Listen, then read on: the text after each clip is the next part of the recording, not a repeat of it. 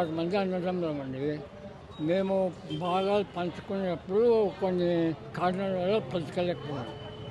తర్వాత ఒక 10-15 ఏళ్ళ తర్వాత అంతా కలిసి ఒక అగ్రిమెంట్కి వచ్చి పంచుకోవాలనుకున్నాం. ఆ లోపల వాళ్ళు ఎంఆర్ఓ ఆఫీస్కు పోయి కంప్లైంట్ చేసినాం. తర్వాత వాళ్ళు ఆర్డీఓ ఆఫీస్కి పంపిస్తున్నారు. వాళ్ళకి చెప్పినాం. వాళ్ళని సర్వే చేసి రిపోర్ట్ పంపమని ఎంఆర్ఓ ఆఫీస్కి పంపించింది. ఈరోజు సర్వే చేయడానికి వస్తారని మమ్మల్ని అక్కడికి రావన్నారు. మేము మొత్తము మా కుటుంబం కలిసి అక్కడికి పోయినాం. పోయి మేము తిరిగినాము లేదు, ఇన్నాళ్ళు లేని మీరు ఇప్పుడు ఎందుకు వచ్చినారు కానీ నోటికి వచ్చినట్టు మాట్లాడి కట్టెలు తీసుకొని కొట్టినారు. వాళ్ళే కబ్జా చేసిన వాళ్ళు. అంటే పెద్దన్న అని ఒక లీడర్ ఉన్నాడంట, నాకు తెలియదు, తెలుగుదేశం లీడర్. ఆయనే కబ్జా చేపించినది. ఆయన తరపున గుండాలు వచ్చినారు. 20-30 మంది గుండాలు కట్టెలు పట్టుకొని వచ్చినారు. మేము మామూలుగా ఏం లేకుండా పోయినాం. మొత్తం మీరు ఎందుకు వచ్చినారు, ఇన్నాళ్ళు మసీన్లకు ఎందుకు వచ్చినారని కొట్టడం మొదలు పెట్టినారండి.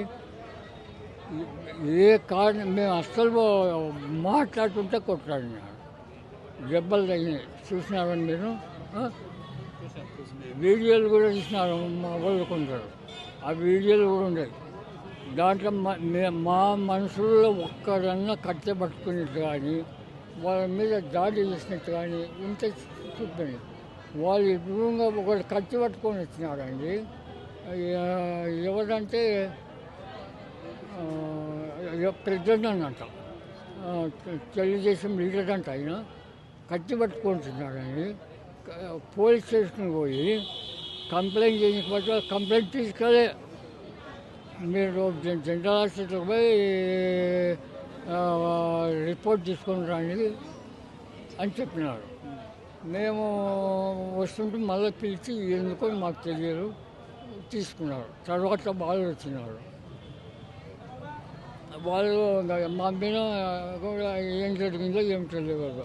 అది మేము ఏమీ లేకుండా నిరాయుధులుగా పోయింటే అది మా పొలం. మా నాన్న ఈ కోటియాలంలో కొన్నాడండి. నాకు 85 years. నేను చిన్నప్పటి నుంచి ఆ శ్రేణులకు కూడా పోయినాము, సేద్యం చేసినాం. తర్వాత వర్షాలు లేనప్పుడు బీడు ఉండేది. ఇప్పుడు తర్వాత మేము అందరం కలిసి పంచుకున్నామని పోతే సర్వేయర్ వాళ్ళు వస్తామన్నారు.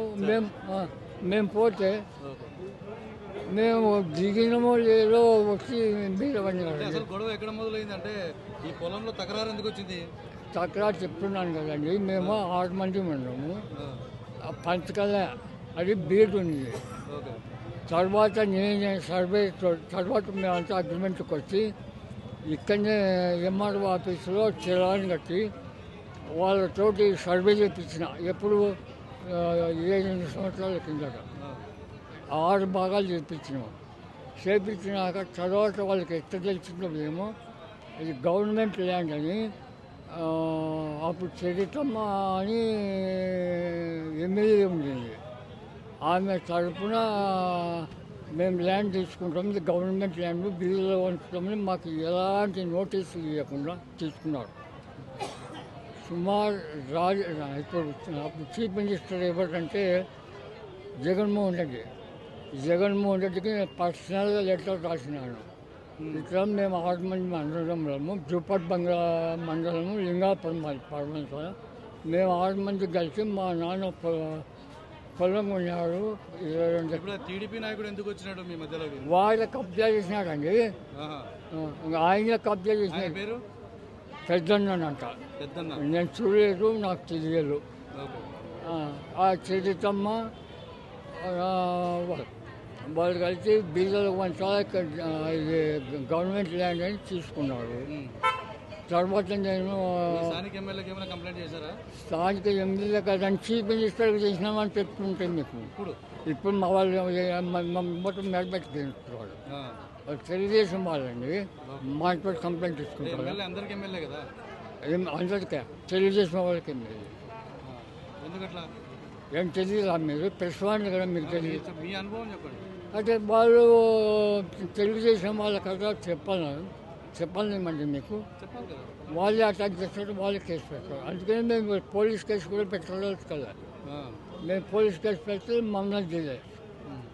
అట్రాసిటీ కేసు, ఆ కేసు, ఈ కేసు అని దెబ్బలు తగినాయి. మా వాళ్ళకి చూడండి రక్తం కారుతుంది ఇప్పటికీ. పెద్ద దెబ్బలు తగినాయి, సీరియస్ దెబ్బలు. ఏమి లేని వాళ్ళను మేము సర్వే కొట్టకపోతే మా మీద పడి అటాక్ చేసినాం. ఈ విషయము ఇట్లా మాది ఇట్లా కబ్జా చేసినారు, ఇట్లా గవర్నమెంట్ ల్యాండ్ అని బీదలకు పంచాలని చేరితమ్మ వాళ్ళు కలిసి తీసుకున్నారు. ప్రభుత్వానికి ఏం చెప్పదలుచుకున్నారు? ప్రభుత్వానికి ఏం అడగదలుచుకున్నారు? ఏం చెప్పదలుచుకున్నారు? ప్రభుత్వం ఎక్కడుందండి? ఎక్కడుంది ప్రభుత్వం? చెప్పండి, మీరు చెప్పండి. ఎక్కడ చోట న్యాయం జరగాలి కదా. మీరు తెలుగుదేశం వాళ్ళ వైసీపీ వాళ్ళు. మేము గోడ మీద ఉంటాం మధ్యలో. మళ్ళీ మీకు తెలియదా గవర్నమెంట్ ఉంది? న్యాయం అడగాలి కదా. న్యాయం మీరు మేమా? న్యాయం దేవుణ్ణి అడగాలి. సో ప్రభుత్వం మీద నమ్మకం లేదంటారా? నాకు కాదు, ఎవరికి లేదు. ఎప్పుడు ఇదే ఇష్యూస్ జరుగుతున్నవి. జూపాడు బంగ్లాలలో ఒక అరాచక పరిపాలన జరుగుతుంది. ఒక ఇదే కాదు, సర్పంచ్గా జిల్లా పార్టీ అధికార ప్రతినిధిగా ఉన్నట్టు నాగార్జున రెడ్డి మీద దాడి జరిగితే మామూలు వ్యక్తులను సర్వేకు రమ్మని పిలిచింది వాళ్ళు. సర్వేకు రమ్మని పిలిపించిన మాట వాస్తవం. అందరిలోనే 30 మంది వచ్చి కట్టెలతో దాడి చేయడము అన్యాయం.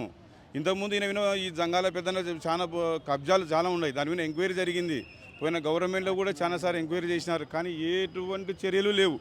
వాళ్ళ ఇంతకుముందులో సొసైటీ బిల్డింగ్ కూడా కబ్జా జరిగింది. దాన్ని మళ్ళీ అప్పుడు గవర్నమెంట్ మార్పు జరిగింది.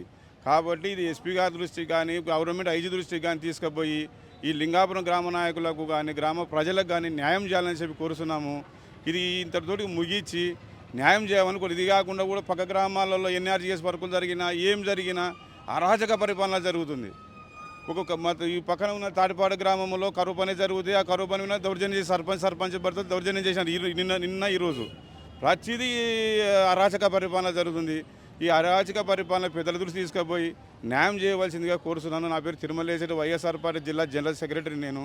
కాబట్టి న్యాయం చేయడం కోరుతున్నాను. జూపాడు బంగ్లా మండలంలోని బన్నూరు పొలిమేరలో రీసర్వే కార్యక్రమం జరుగుతుంది. ఆ కార్యక్రమంలో లింగాపురం వారి పొలము నాగార్జున రెడ్డికి, అంటే సర్పంచ్ నాగార్జున రెడ్డి గారికి సంబంధించిన పొలము, వారి బంధువులు వాళ్ళ దాయాదులు వాళ్ళకి సంబంధించిన పొలము ఉంది. అక్కడికి రీసర్వే చేసే వాళ్ళు అందరినీ రమ్మని పిలిస్తే అక్కడికి వెళ్ళి కూర్చున్నారు. రీసర్వే వాళ్ళ కొరకు వెయిటింగ్ చేస్తున్నారు. గ్రామంలో అప్పుడు అదే క్రమంలో ఈ పెద్దన్న అని జూపాడు బంగ్లా మండలానికి సంబంధించిన తెలుగుదేశం నాయకుడు వాళ్ళ అనుచరులు దాదాపు 30 మంది ప్లాన్తో వచ్చి కట్టెలు కత్తులు తీసుకొని వేటాడి వెంటబడి కొట్టారు. దాదాపు బాగా బలమైన గాయాలు తగినాయి సర్పంచ్ గారికి, వాళ్ళ నాన్న నాగార్జున రెడ్డి వాళ్ళ నాన్నకు, వాళ్ళ చిన్నాన్నకు అందరికీ బాగా దెబ్బలు తగిలినాయి. ఇది కుట్రపూరితంగా చేస్తున్నారు. ఏది చేసినా వాళ్ళు ఒకరుండేది చూసుకొని కుట్రపూరితంగా వెంటబడి వాళ్ళు దాడులు చేస్తున్నారు. ఇది ఇక మీదటైనా మానుకొని వాళ్ళు మంచి పద్ధతుల్లో కార్యక్రమాలకు చేయాలని కోరుతున్నాము. తప్పు లేదండి, రీసర్వే కొరకు వచ్చారు మా వాళ్ళు. రీసర్వే జరుగుతుంది రమ్మని పిలిస్తే పోయారు. వీళ్ళ కుటుంబం మొత్తం పోయింది. అక్కడ చేను వీళ్ళది ఉంది, వాళ్ళ చేను మాది, ఇది చేను అని చెప్పి అదే సర్వే చేసిన తర్వాత నిజాలు బయటపడుతుంది. ఎవరి చేను ఎవరిది, నాగార్జున రెడ్డిదే జంగాల పెద్దన్నదే అని తెలుస్తుంది కదా. కాబట్టి ఆ నిజాలు తెలుసుకోవడానికి రీసర్వేని పెట్టింది గవర్నమెంట్, ఎవరి పొలం ఎక్కడుంది అని చెప్పి. కాబట్టి దాని కొరకు వీళ్ళు పోతే అక్కడ వాళ్ళు ఏకంగా దాడి చేసినారు, కుట్రపూరితంగా దాడి చేసినారు. వాళ్ళు గతంలో కూడా ఇది 2-3 సార్లు చేశాడు ఆ వ్యక్తి. మరిన్ని వీడియోస్ కోసం ఛానల్ ని సబ్స్క్రైబ్ చేయండి. లేటెస్ట్ అప్డేట్స్ కోసం వాట్సాప్ ఛానల్ ని ఫాలో అవ్వండి. ఆ లింక్ డిస్క్రిప్షన్ లో ఉంది.